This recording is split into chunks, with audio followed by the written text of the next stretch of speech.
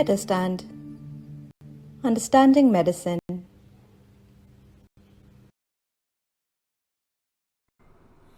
I am Professor Azizur Rahman from Medurstand-Understanding Medicine.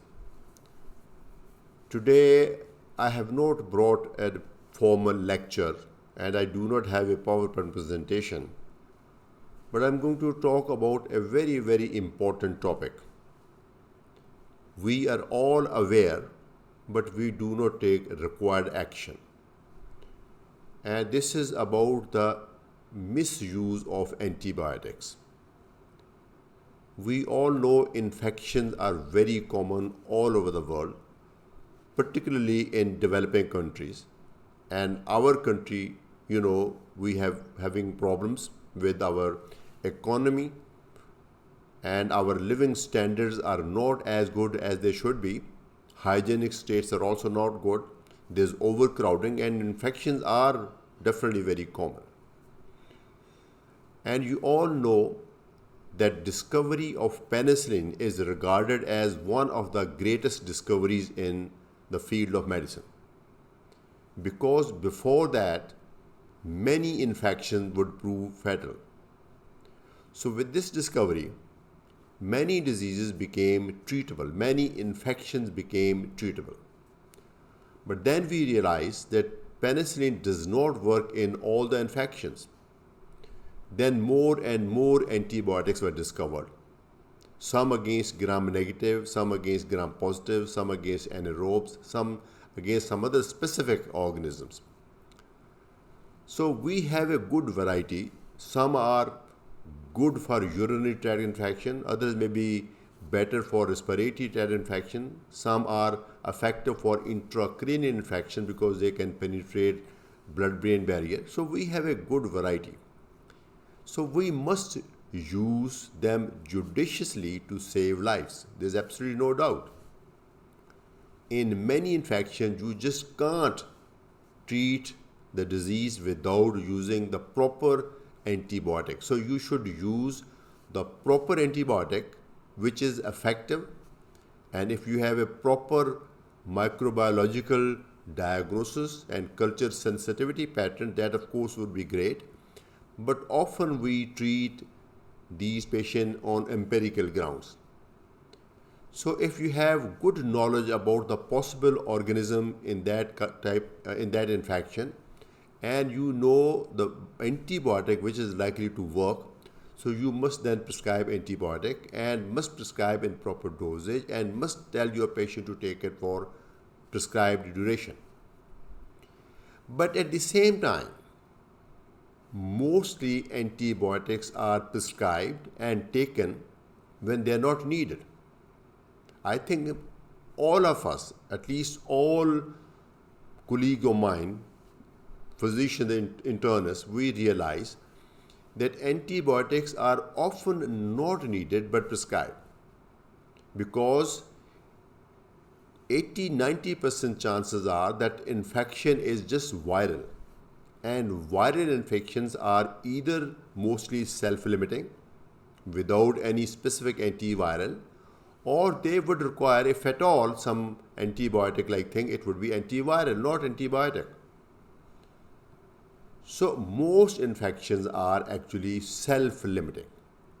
When we take a course of antibiotic or when we prescribe antibiotic, patient takes it for 5 days. Patient usually recovers during antibiotic course, not actually or not necessarily due to antibiotic course. This is the reality. So I think patients need to be blamed because they, number one, start antibiotic on their own, and by the time they come to us, they're already on antibiotic. So we are on sort of pressure that we might as well continue. And second thing is that our patients, they actually expect a good antibiotic to be prescribed, and good is actually the one which is not a routine antibiotic from their perspective. So we are kind of forced to prescribe something which is not actually needed. So, and we are to be blamed. I think we need to guide patients. First of all, we need to understand ourselves. that antibiotics are not needed in most such infections, and we must give our body a chance, our immunity a chance to take care of the infection. That way, patient will definitely recover. The chances of recovery are the same as with antibiotic, because even with antibiotic, patient is going to recover with his own immunity.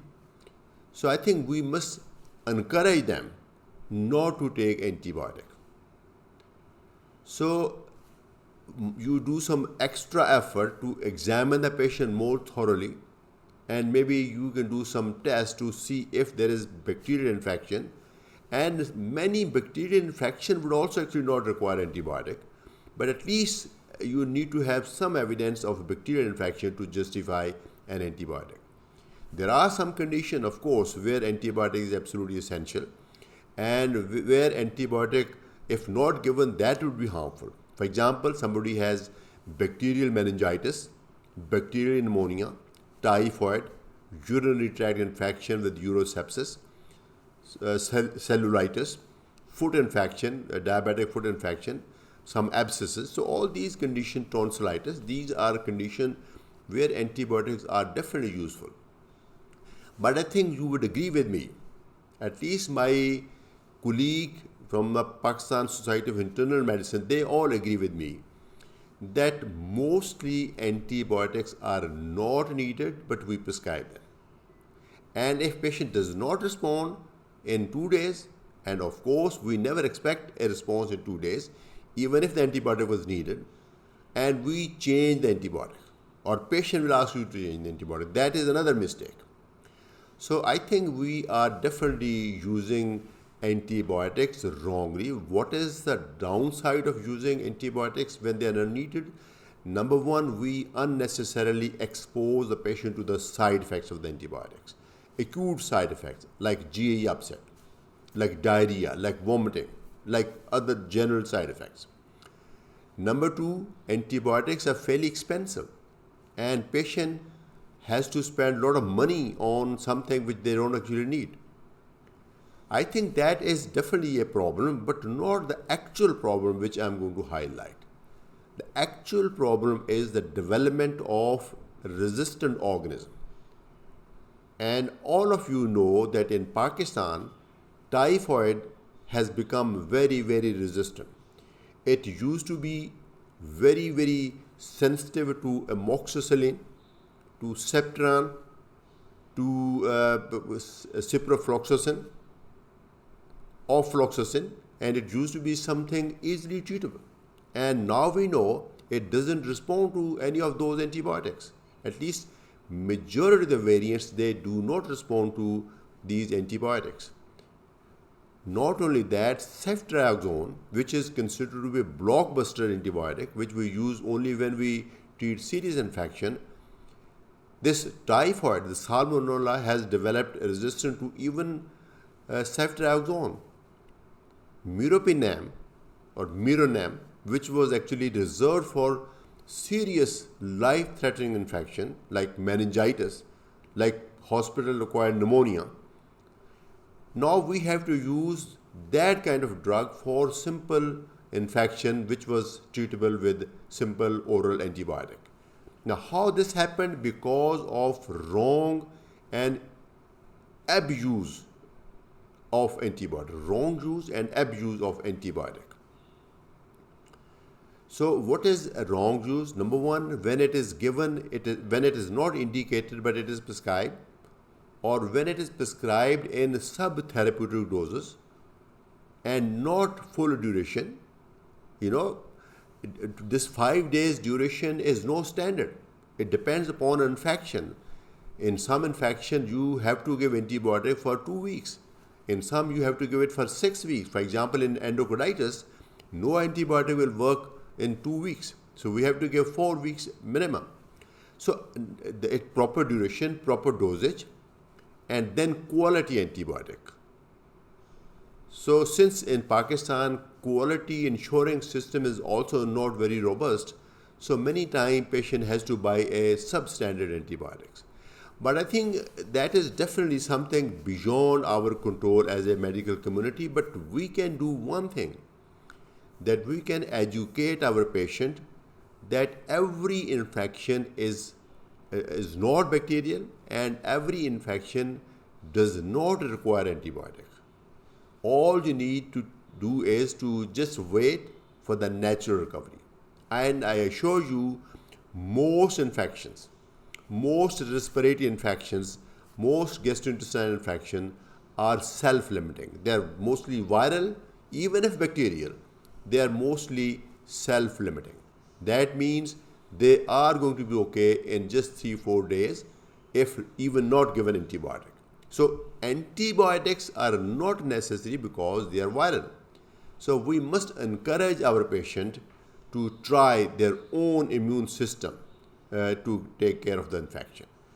Now, there is actually, the problem is not limited to the individual who is taking antibiotic. If this organism becomes resistant and whoever that person, the next person gets infection from this bug is not going to respond to the same antibiotic because the organism was already resistant. Now, theoretically, it is possible that someday some superbug might develop. Now, the superbug so far is actually a theoretical concept.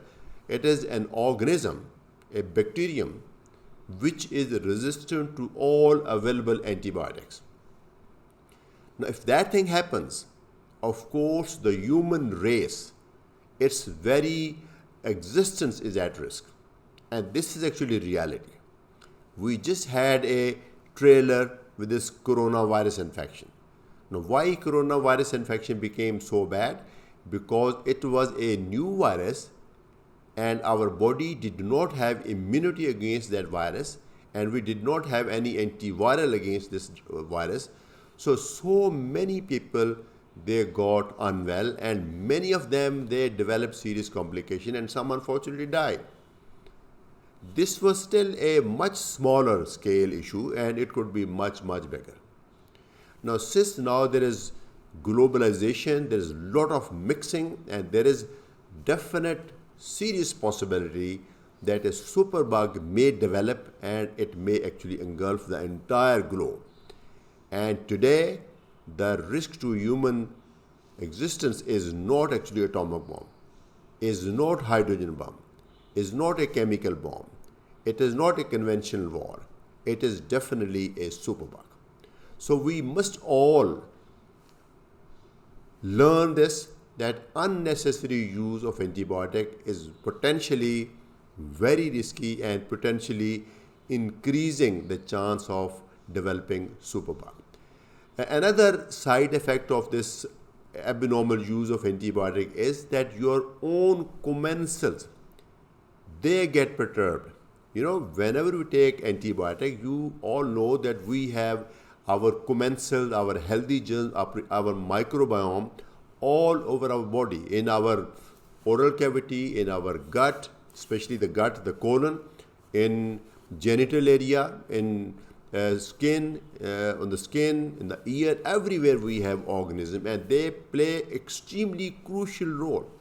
Actually, I have a separate two videos, set of lectures on human microbiome and their role in pathogenesis of many diseases. So if you're interested, you can refer back to that. I'm going to leave the link below. So, but the thing is that antibiotics, they disturb your own healthy microbiota. So that will actually promote the opportunistic infection. You know, this Clostridium difficile infection. Those people who take oral antibiotic for long duration, they will kill the commensals and Clostridium difficile, which is inherently resistant to these antibiotics. That will outgrow and will cause severe colitis, and it would not respond to many antibiotics. Even if it does, it will take many antibiotics like vancomycin that you have to take orally, metronidazole for sometimes 10 days, 12 days, and then again there is a chance of relapse. Some people will actually have to undergo fecal transplantation. The infection can become so bad. That is a factor, but of course not an easy treatment, not readily available, and not, I think, aesthetically acceptable, at least to our people. So because of these issues, because of unnecessary cost, unnecessary side effect to the patient, possibility of development of resistant organism, perturbation of our own human organism, and above all, the possibility of development of a superbug, all these conditions must, I think, be taken seriously, and we must use judicious use of antibiotics. Antibiotics are undoubtedly great medicines, life-saving medicines, but only when they are needed. So make judicious use of antibiotic. Take patient into confidence. I'm sure patient will be very supportive.